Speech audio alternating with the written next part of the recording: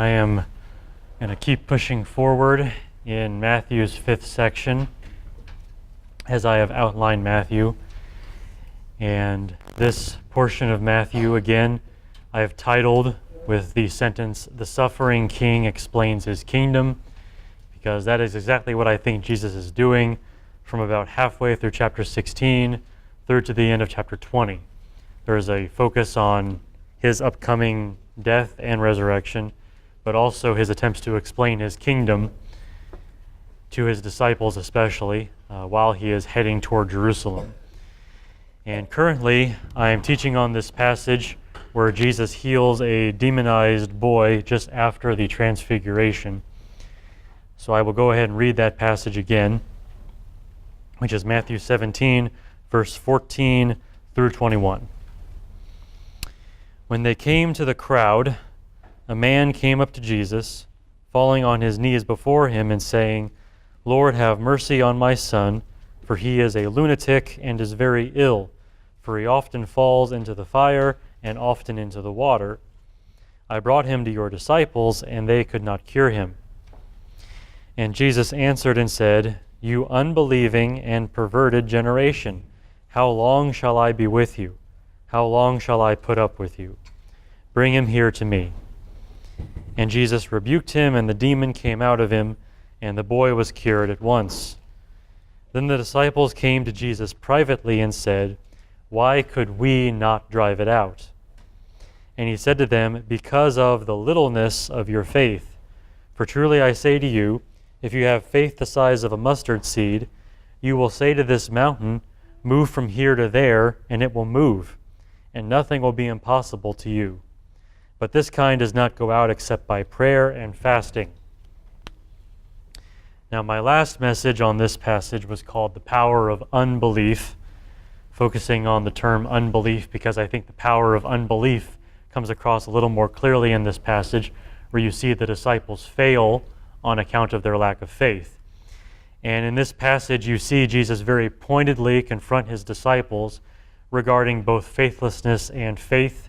You see this rebuke in which he rather lumps them with the whole generation, and then also this private instruction afterward about the littleness of their faith. And the major application of all that, as I summed it up at the end of that message, was the importance of growing in faith and making sure that you're doing that, because it really does have an effect on the kingdom of God of which you are part and which you are supposed to be helping to spread and in which you work. So when I ended that message, I said there was more to teach on that topic, even beyond that.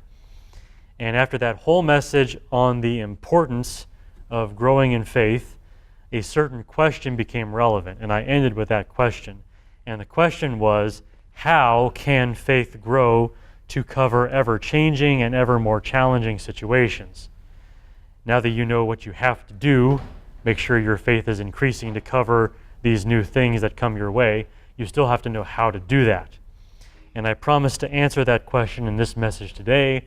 Hopefully, I will keep that promise. I will at least try to. I guess you can tell from the end of the message if I actually succeeded. But today's message is called Faith and Prayer. And from that, you can see that I'm going to link this topic of faith to another topic, which I think is relevant for answering the question we have. And the question, of course, again, is how can faith grow? How do we make that work? How does that happen in the Christian life? And my answer is that faith grows through prayer for more faith, which I don't mean that to be a total answer. I think you could say more on that point. But in the passage that we're studying today, just this passage, that I think is where Jesus goes with it in this story about this demonized boy and healing him. So that is the answer I'm going to focus on, and that's my main idea for today, that faith grows through prayer for more faith. Now, my outline is composed around 4 points. The first is purely review. I want to review the message from last time, since it'll help us review the passage. So none of that will be new, although we had 2 families gone, so maybe it'll be helpful for you all who were not here. Then secondly, after that, we get new material, and that is in Mark's account of this story, and maybe Matthew's account. They make prayer the ultimate answer to this problem. Mark's account and maybe Matthew's come around to this topic of prayer in this context of faith and the problem of unbelief.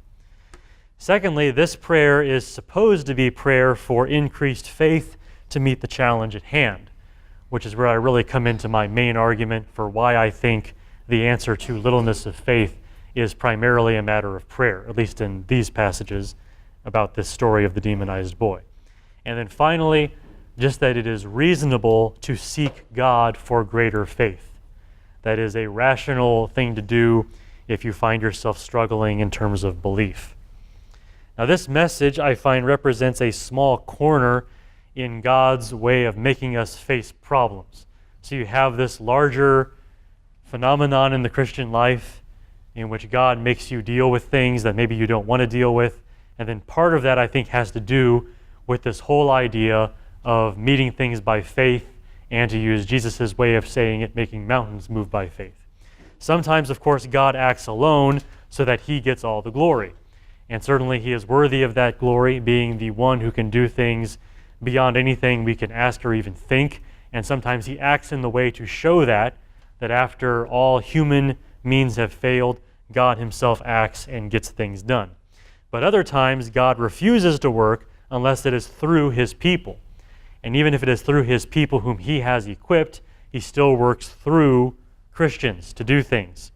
And in those times, God's people must be people of faith, because as someone else says, without faith it is impossible to please him. And without faith, there's really no way, if you want to view it in this kind of cold, mechanical way, no way to connect to God's power that he has, that he's releasing in his kingdom. But God is still very gracious in those times, because we can come to him for the faith he requires of us, which is what I'm trying to convey in this message about the need to come to God for that faith that he requires, and which is necessary for the kingdom to spread and do what the kingdom of God is supposed to be doing here in the world. And then in that power, in the power of faith, we fight God's battles and win them by his grace. And so it's him working through us, and that is the way God maybe often chooses to work. Rather than doing everything himself, he actually makes us partner with him in things through faith, and he works through us in that way. So when I talk about faith growing through prayer for more faith, that's just part of this larger tendency of God to make us face challenges and then overcome them by that faith. This whole way of God's working in us and in his kingdom, in which he chooses to use human instruments that he has empowered. So this is part of that. Just wanted to maybe connect this to the larger picture of how God often operates in the world with us and through us. This is by faith as we seek him for that faith.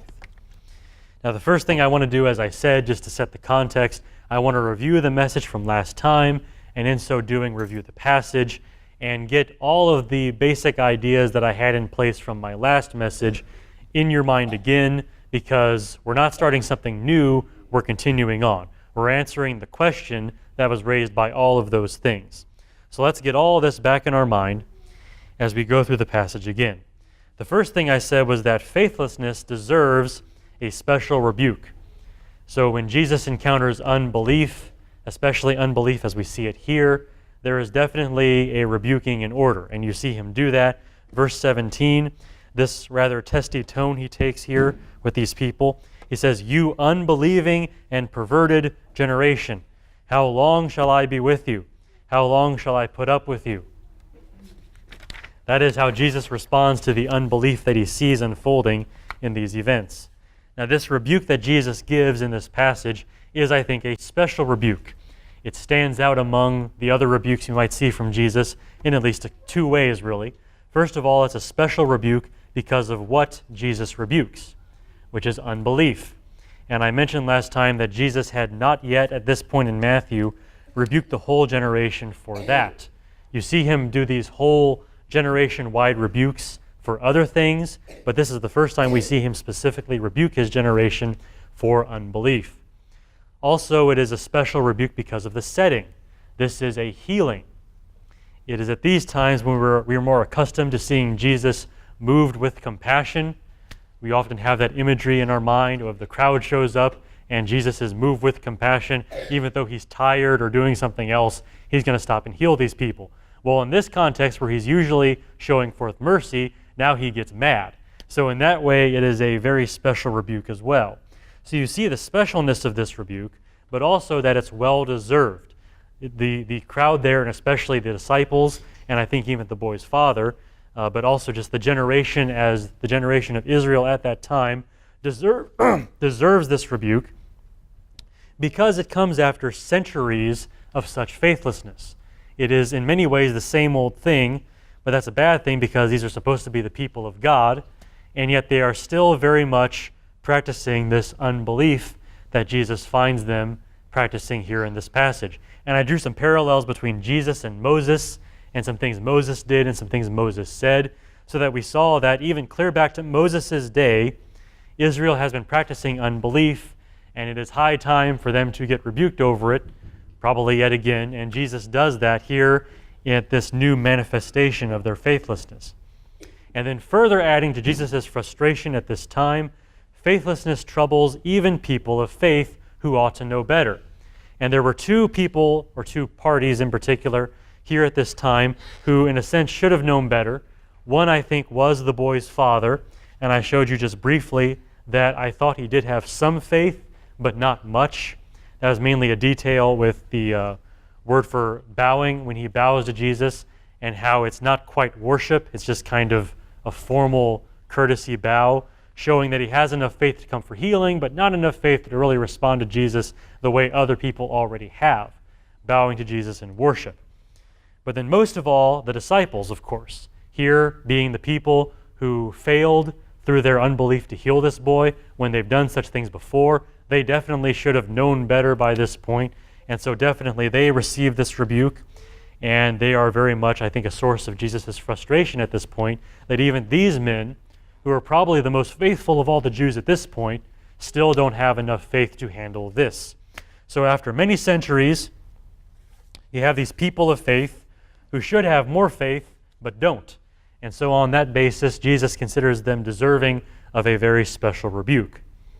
And that was my first point from that message. My second point from that message is that the rebuke represents the gravity of this situation because this faithlessness hinders the power of the kingdom of God.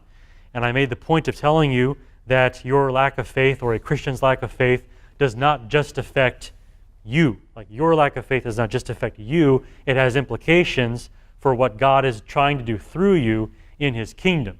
It has implications for the kingdom of God. And I pointed out, again, that the disciples had been able to cast out demons. Jesus gave them this ability when he sent them out 2 by 2. And the whole point of that was to work signs to show that the kingdom of God had come. But now, when they come to this boy with this demon, they are all of a sudden unable to cast out this demon. And I asked the question, why is that the case? What happened at this point that made it such a problem? And I said that at face value, the problem was a stronger demon.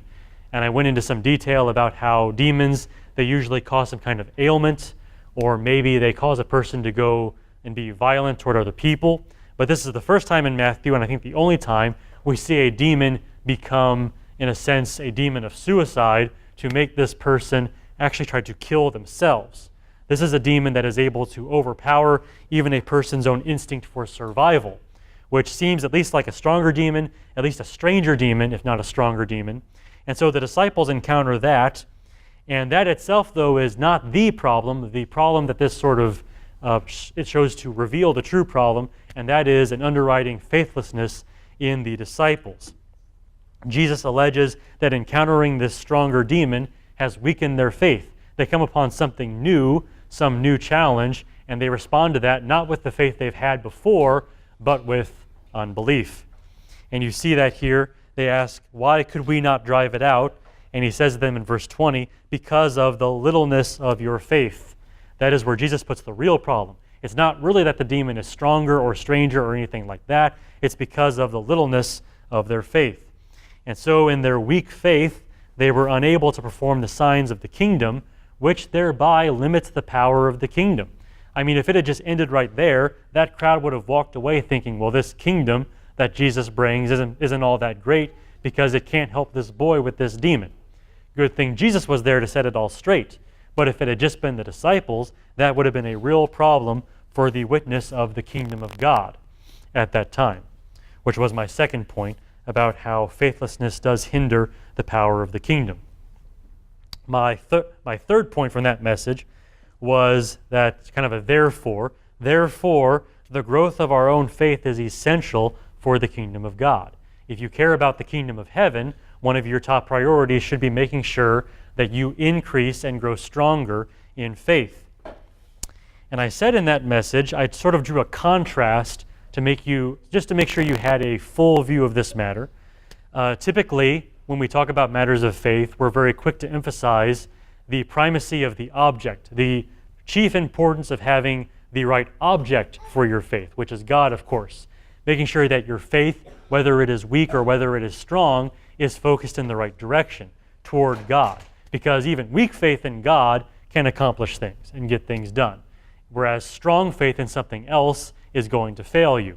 And I made that point, and I agree with that point, but I did that in contrast to show you that in this passage, Jesus takes a bit of a different direction and does say that the size of your faith does to some degree matter. Because when he rebukes the disciples after the healing is done and everything, and he explains to them why they could not drive it out, he says it was because of the littleness of their faith. So the problem wasn't that they had the wrong object for their faith, it was the actual size of their faith somehow. It was the littleness of their faith, which kind of throws a wrench in our normal way of thinking about faith. We take comfort in the fact that even our weak faith, so long as it is directed at God, can accomplish things and does have power. But in this case, Jesus comes along and says something a little different and makes us rethink again about the actual size of our faith. And I puzzled over that quite a bit when I was preparing that message, and I told you that I struggled to find out a way to say this that I think would be helpful. And the way I told you to think about it was not so much a matter of getting a greater quantity of faith as though getting more faith were really the issue. I think Jesus rebukes the littleness of their faith in terms of what I call spread, of distribution. That is, making sure the faith that you have is actually spread out to cover all of these future things you're going to encounter. Rather than getting comfortable with things you have been able to do and getting accustomed to those things and just resting in God's provision in those times, be sure that the faith you have now is forward focused into these new things that are going to come up and are going to be promised for you, and making sure you are actively applying your faith to ever new things. I refer to that as a spread maybe view. So maybe to use a different analogy than I used last time, you want to butter a piece of bread. You don't just keep putting globs of butter on the bread. That would be revolting, right? You put one blob of butter on the bread, you just spread it out, right? Okay, that's kind of how I think about faith in this context of littleness of faith and making sure your faith grows. You put one blob of faith on there and just make sure you're applying it to everything. Not just the stuff you're accustomed to, but even the new things that are coming up. Make sure you're spreading out your faith and meeting these new challenges with that same faith. In that sense, I think faith is supposed to grow.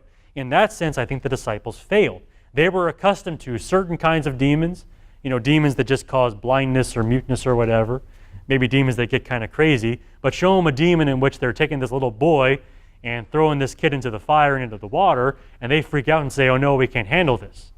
What they should have done was say, hey, God was with us then, I'm going to take that same faith and just apply it right here, right now, to this demon, to any other problem. In that sense, I think their faith was little because they didn't do that. For their faith to grow in this context would have been to, again, spread that faith out forward toward these new things, just like they had done in the past. That's how I kind of reason through this whole idea of, getting more faith, making sure your faith is growing, but not at the same time sacrificing the idea that faith in the right object, even if it is small, can do much. But I close that message with two observations. One, again, being that any lack of faith in your own life does have implications beyond your own life, but that secondly, the contrary idea is also true, that small faith works large wonders if you are consistently meeting new challenges with that faith. If you are taking whatever faith you have, however small it may be, and spreading it out over a larger area, covering more and more challenges, that does stuff. That gets stuff done. God will actually work through you and will bless you in the things you do in that way. And those mountains will move in that way. So, wanted to make sure that it ended on a somewhat encouraging note, that last message, but I still ended it with a question. Because again, we saw the importance of growing in faith in the sense of making sure your faith is in fact spread out over these ever new things, however many of them they may be. We talked about that, but then asked the question, how do you do that? How do you make sure that happens? How do you keep from getting caught up in the past things God has done, getting accustomed to those things, and not freaking out about the new things, and remembering to apply your faith to those new things, even if they are new, even if they are challenging? How do you do that? Well, again, the answer I plan to give is that faith grows through prayer for more faith. And that brings me to new material. So we're going to get into point 2 here. So to start this off, Mark's account and maybe Matthew's account make prayer the ultimate answer to this problem. That is to say, as we kind of go back to the historical event, Jesus casting out this demon out of this boy and talking with his disciples about these things, it ends with an appeal to pray. Now, Mark certainly does that. If you go to the parallel passage in Mark chapter 9, I guess you don't have to go there. I just want to read the 2 verses that end that account. Mark 9, verse 28. Say, when he came into the house, the disciples began questioning him privately, why could we not drive it out? And then he said to them, this kind cannot come out by anything but prayer. So in Mark's account, you very much have this focus on prayer. He actually skips over the teaching Jesus gave them about the littleness of their faith and having faith the size of a mustard seed and being able to move mountains with that small faith so long as you are growing it out over these new things. Mark just says, I don't want to talk about that. And he skips on to this teaching on prayer and how prayer would have been the proper response to that situation. So that's how Mark handles this. Now, Matthew might do something very similar. It is possible.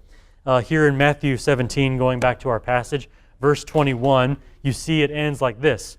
But this kind of demon, does not go out except by prayer and fasting. Now, you may have noticed, depending on what Bible translation you're using, that this verse is in some way marked as being probably a later addition to Matthew's gospel. That is not something Matthew himself wrote, but maybe later scribes who were copying these things to preserve the scriptures for the next generation maybe added this in there. And the NASB indicates that by putting it in brackets. So if you're using the NASB, that's their way of doing it. The ESV gets a little bit bolder, and they put it down in a footnote, I believe. So they just remove it from the text entirely. But they do that because they view this as possibly a later addition to Matthew's gospel. And I think that probably is correct, and if you have questions about that kind of thing, I can certainly answer that. I mean, these kinds of things do happen in the Bible. I think there are good ways to think through them and proper ways to do so. But for right now, just to state, I think that probably is correct, that I think primarily what happened was whenever they copied Matthew's account, they just put Mark's ending on it because they were thinking of that. And hey, why not have more of the story, right? Jesus said that, didn't he? So why not put it there? That's probably what happened. But if Matthew did not write this, we still have it from Mark, of course, that Jesus did say that. And therefore, on this topic here of this failed healing and what went wrong there, the answer still comes around ultimately to prayer. So Mark's account, maybe Matthew's account, make prayer the ultimate answer to this problem. And I think both accounts are quite natural in saying that. It makes sense to come at this point with the disciples having this problem. It would make sense for Jesus to direct them to prayer as part of the answer. Tell me this, what do you do when you find yourself unable to overcome a hardship in your life? Maybe you've not ever been faced with casting out a demon, but I'm sure you've had your problems and perhaps found them insurmountable at some point or another. What do you do? Gee, I wonder, what does a Christian do? They pray. It's very natural to do that. That's the reflex response of the Christian in dealing with these difficulties, whether that's a hard demon or a hard day. That's what we do. We go to God in prayer about those things. So when Mark ends his gospel with this saying from Jesus about prayer and about prayer being the solution to this difficult demon, that's natural. It makes every bit of sense for Mark to end his account that way. It makes every bit of sense for Jesus to have said that at that point. And in Matthew 21, even if Matthew himself did not write that, even if it was thrown in there at the end by some overzealous Christian scribe, it kind of makes sense if he maybe wrote that in the margin there. Don't forget what Jesus said over in Mark about prayer. I mean, you're encountering this difficult demon or anything, prayer is going to be your response. That makes sense too. Now, if you want to press me more on the issue of fasting, because that's also mentioned here in verse 21, I would say so much the better. If you're having a really, really hard time and you want to make your prayers all the more effective, what do? You fast. You consider going without food while you seek God, because that's also something that we just kind of do. I mean, that makes sense as well, just kind of an extension of prayer being our catch-all answer to any difficulty we face in the Christian life. And so, all that to say, in Mark's account, possibly Matthew's account, we see prayer as the ultimate answer to this problem, and that is in itself a sensible answer, to see prayer come into play here as we deal with these issues of hardships, of challenges. So, point 3, coming up here. Now that we are considering verse 21 here, and this topic of prayer as part of the answer, we have another question. And that is, prayer for what exactly? Okay, so yeah, turn to God in prayer at this time when you face these challenges, but for what exactly are you praying? What is the content of your prayer? And my answer to that is that it is prayer for increased faith to meet the challenge. Prayer for the ability to take the faith you have and spread it out, like I said, to these new challenges that are coming up, and to help you apply the faith you already have in God to something new that is now facing you. It is prayer for help to do that in particular. That is my answer to that question. And again, I'm not saying this is the only way to get beyond a littleness of faith like the disciples have here. If you're reading something by George Mueller, he will tell you quite a bit more, and he did write quite a bit about that sort of thing. But I am focusing on our passage in this story here in Matthew, so I'm going to answer it in a more restricted way and just focus on prayer, and in particular, prayer for increased faith when you encounter these challenges. Now, it's possible your mind was going in a bit of a different direction when I brought up prayer as the ultimate answer for these kinds of challenges. Perhaps your mind was going somewhere else. Maybe you thought the answer was pray for God to deal with the problem for you. After all, He is God, right?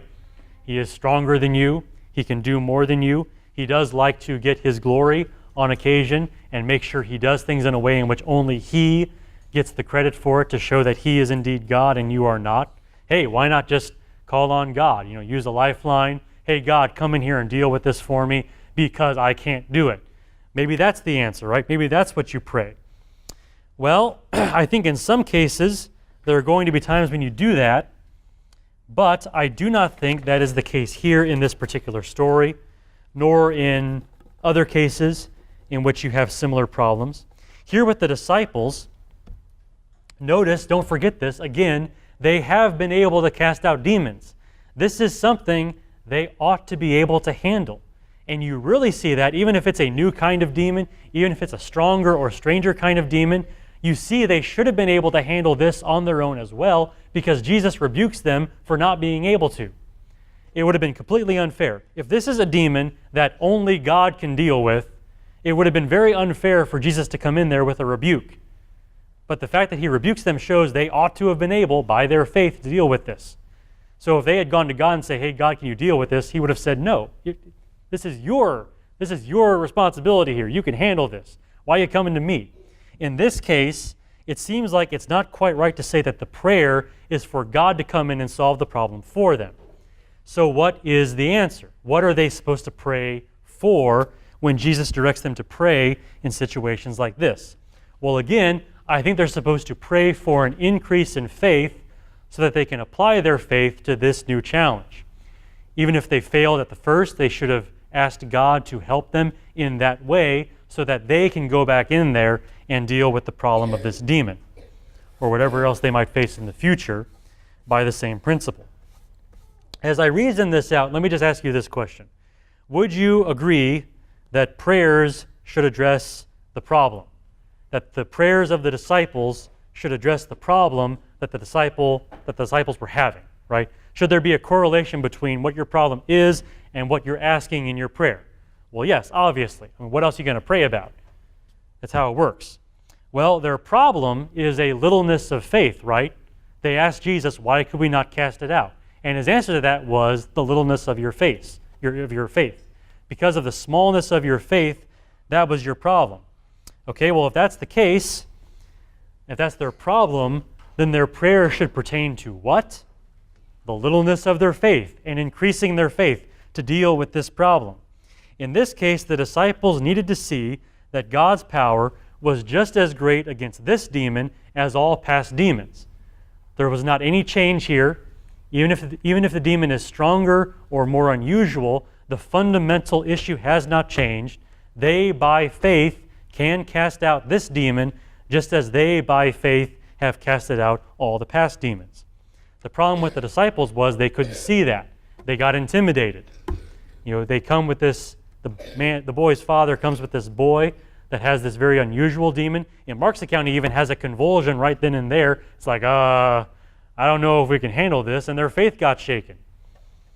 That's what happened there. Well, the answer was at that point, if they were experiencing that lack of faith, what they should have done perhaps was draw apart for a time and ask God to renew their faith, to increase their faith for this situation, just as all past situations, and then go in there and deal with that demon.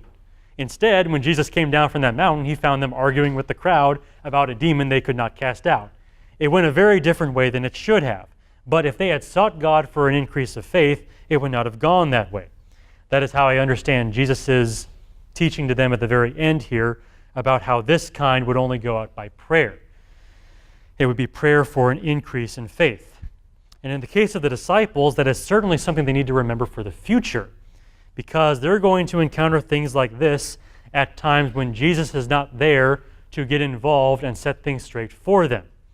In this case, they failed to heal the boy. Hey, it's okay. Jesus showed up. Jesus dealt with it. We got kind of testy there when he rebuked us, but hey, Jesus solved the problem, right? Well, there's going to come a time when Jesus is not going to be there. I mean, he's been telling them he's going to die.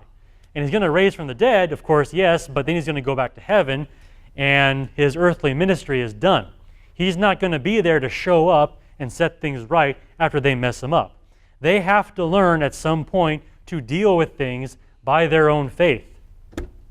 And if they are suffering from a littleness of faith, the answer to that is to seek God for an increase of faith so that things like this don't happen again. They're going to need to learn that because pretty soon Jesus is going to be gone and they're going to be left with nothing but their own faith in God in dealing with these things, because Jesus isn't going to show up with the solution at the last moment. So that is how I answer that. It is prayer for an increase of faith to meet the new challenges.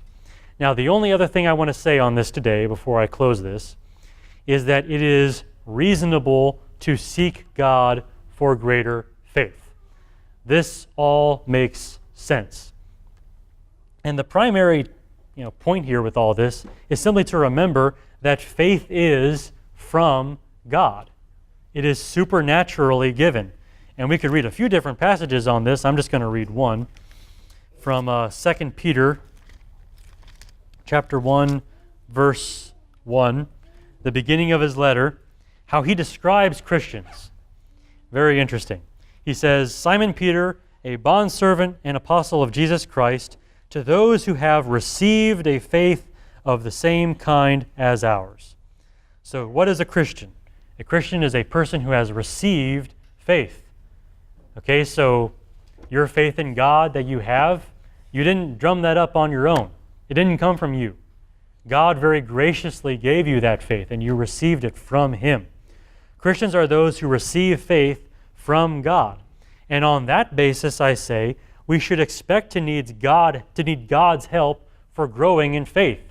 If faith is from Him and you somehow need an increase or a reapplication of faith to new things, if your problem is some kind of littleness of faith, where are you going to go? It didn't come from you to begin with. You got to go back to the source, and that's God. So if faith is from God, it is reasonable to think that we must ask God for faith. And for any problem we have with regard to faith, we go back to God, who is the originator of our faith. I suppose I sense the need to focus on this because so often we associate prayer with the opposite of action. I'm telling you that if you need more faith, you pray to God for it, and then some voice in the back of your mind tells you that you're praying instead of acting. That's a real temptation when it comes to prayer, not just on this issue of praying for more faith, but prayer altogether. You kind of think in your mind of either I can do something about this or I can pray. It's a very easy temptation to slip into, and I think it's very necessary to counteract that as we think about these matters of prayer. It would be easy, perhaps, to give you some kind of 12-step plan for being a Christian of greater faith. You want more faith here, do these things, 12 steps, and you'll be a person of greater faith.